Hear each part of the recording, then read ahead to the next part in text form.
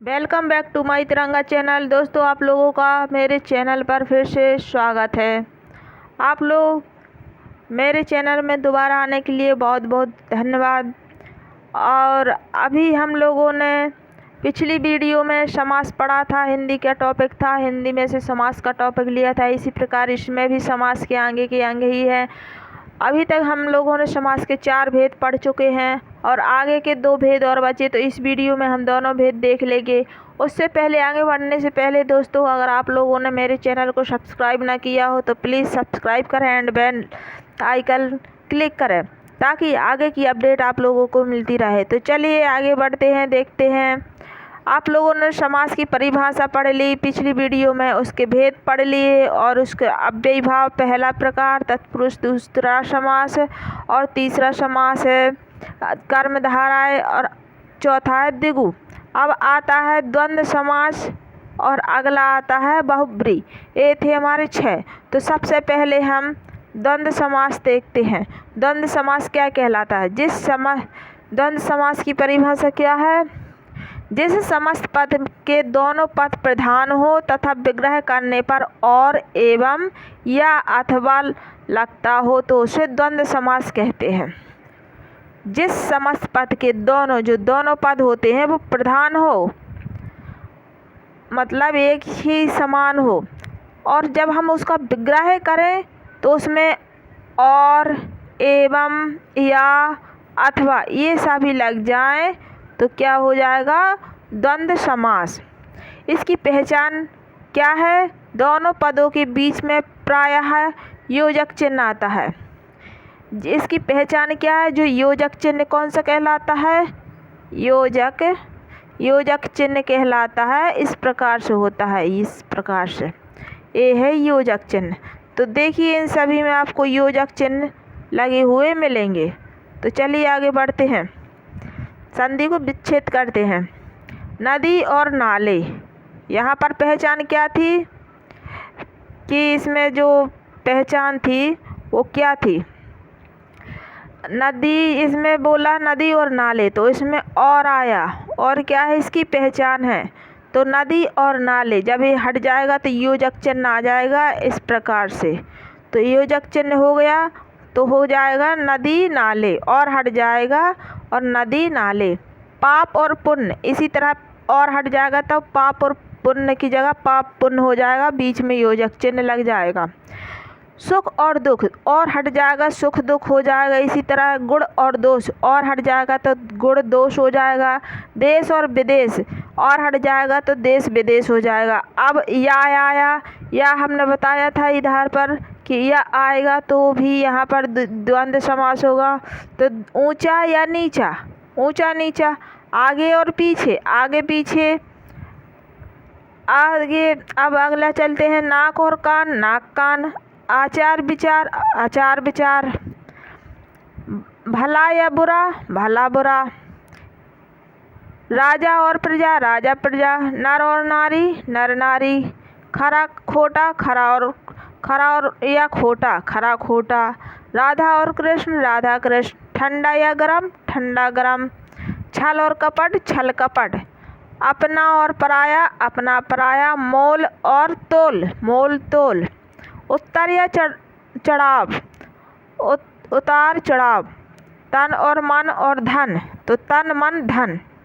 जहाँ पर और या अथवा लग जाता है, और या अथवा लग जाता है तो वहाँ पर योजक चिन्ह आ जाता है। इस चिन्ह को अपन को ध्यान रखना है। तो ये चिन्ह जहाँ पर हमें दिख जाए तो ये चिन्ह क्या कहलाएगा? योजक चिन्ह। और कौन सा समास आ जाएगा इसमें? द्वंद्व समास, द्वंद्व समास आ जाएगा। तो ये था हमारा द्वंद्व समास।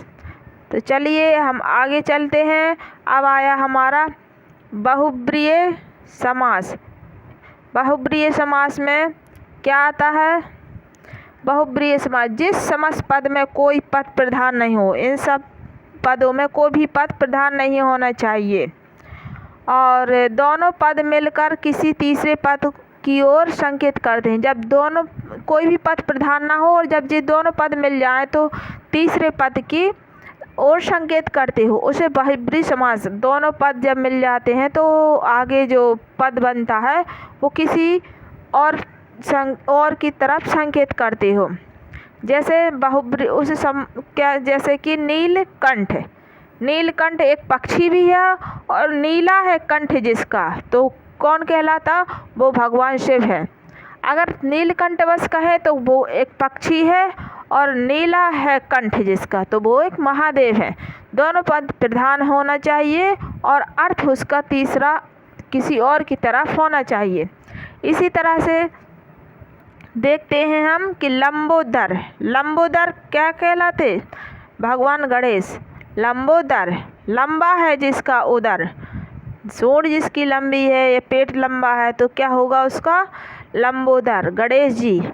दशानन, 10 हैं जिसके आनन, क्या कौन है वो, रावण है जिसके 10 आनन। आनन माने सिर, सिर जिसके 10 हैं तो वो है रावण। चक्रपाणी, चक्रपाणी क्या है, चक्र है पाणी में जिसके, उंगली में जिसके चक्र है वो कौन है, तो वो है विष्णु भगवान। और इसमें चक्रपाणी हो गया महावीर। महावीर हैं जो, महावीर हैं जो, एक तो महावीर दूसरे महावीर हैं, और ये महावीर हैं हनुमान। चतुर्भुज, एक तो गणित में जो चतुर्भुज हम इस प्रकार से बनाते हैं वो कहलाता है चतुर्भुज। और चतुर्भुज माने जिसकी 4 भुजाएं हो तो वो है चतुर्भुज। इसी प्रकार से आता है प्रधानमंत्री। प्रधानमंत्री को हम संधि विच्छेद करेंगे तो प्रधान में जिसमें मंत्रियों में प्रधान हो, सभी मंत्रियों में जो मुख्य हो, तो वो कहलाता है प्रधानमंत्री।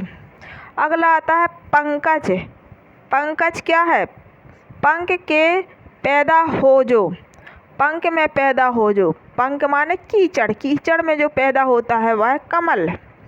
गिरिधर, गिरि को धारण करने वाला, गिरि माने पर्वत, पर्वत को जो धारण करता है वह है श्री कृष्ण।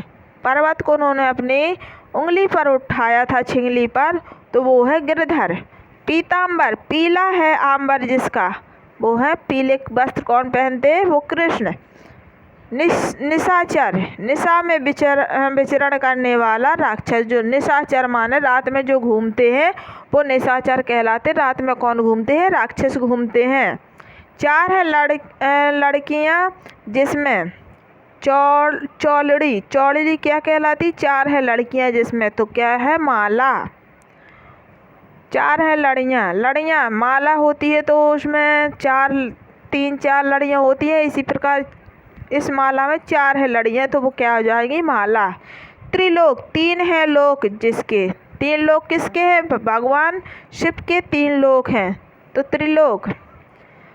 चंद्रमौली, चंद्र है जिसकी, चंद्र है मौली पर जिसके, चंद्र है मौली, मौली माने सिर, सिर के ऊपर जो वो चंद्रमा लगाए हुए हैं शिव जी, तो कौन है वो, शिव जी है। विषधर, विष को धारण किसने किया, शिव जी ने किया है। सर्प भी है तो विषधर, विष को धारण करने वाला सर्प। मृगेंद्र, मृगेंद्र माने मृग, जो मृगों का इंद्र है, मृग हिरणों को जो खाता है वो है सिंह। घनश्याम, घनश्याम है घन के समान है श्याम, घन क्या कहलाते, बादल, बादल के कलर के जैसा भगवान श्री कृष्ण का रंग है सांवला, तो उसी प्रकार तो कहा गया है घन के समान श्याम है जो, तो वह है घनश्याम। कृष्ण मृत्युंजय, मृत्युंजय माना मृत्यु को जीतने वाला, जो मृत्यु को जीतने वाला है वह है शंकर। तो ये हो गए हमारे बहुब्रीहि समास। एक बार हम लोग फिर से रिवीजन कर लेते हैं शुरू से। तो देखिए पहले समास में हमने क्या पढ़ा था, अव्ययीभाव समास की जो पहचान थी तो क्या थी, अव्ययीभाव समास की पहचान थी अनु, आ, प्रति, भर, यथावत, हर आदि, ये सब क्या थी, अव्ययीभाव की पहचान। उसी प्रकार तत्पुरुष समास में और 6 भेद होते हैं तो उनको हमने पढ़ा था। राजा का पुत्र जिसमें का, को, के हो तो ये तत्पुरुष समास आ जाता है। इसी प्रकार कर्मधारय की पहचान का है, मैं जो के समान हो तो वो कर्मधारय, और द्वंद्व में पहला पद संख्या हो और बाद में किसी और को समूह का रूप धारण कर ले तो वह है द्विगु। और द्वंद्व है, द्वंद्व में या और अथवा लग जाता है तो उसमें द्वंद्व हो जाता है और इसमें योजक चिन्ह आ जाता है द्वंद्व में। और बहुब्री लास्ट है, बहुब्री। तो बहुब्री में क्या आता है, जिस एक दोनों पद प्रधान हो, जिसमें प्रधान ना दोनों पद प्रधान ना हो, बस एक पद बनता हो और उसको विग्रह करने पर तीसरे की ओर इशारा करता हो तो हुआ बहुब्री। तो ये थे हमारे समास के सभी प्रकार और उसको उदाहरण सहित हमने देखा है। आई होप आप लोगों को समास के बारे में बहुत नॉलेज हो गया हो। अगर आप लोग 2-4 बार और इस वीडियो को देखेंगे और प्रैक्टिस करेंगे तो आप लोगों की समास यहाँ से कहीं नहीं बाहर जाएगी। इसको आप अच्छे से पढ़िएगा और देखिएगा। तो चलते हैं। अगर आप लोगों ने मेरे चैनल को सब्सक्राइब ना किया हो तो प्लीज़ चैनल को सब्सक्राइब कर दें एंड बेल आइकन दबा दें। आप लोगों का बहुत बहुत धन्यवाद। Thank you.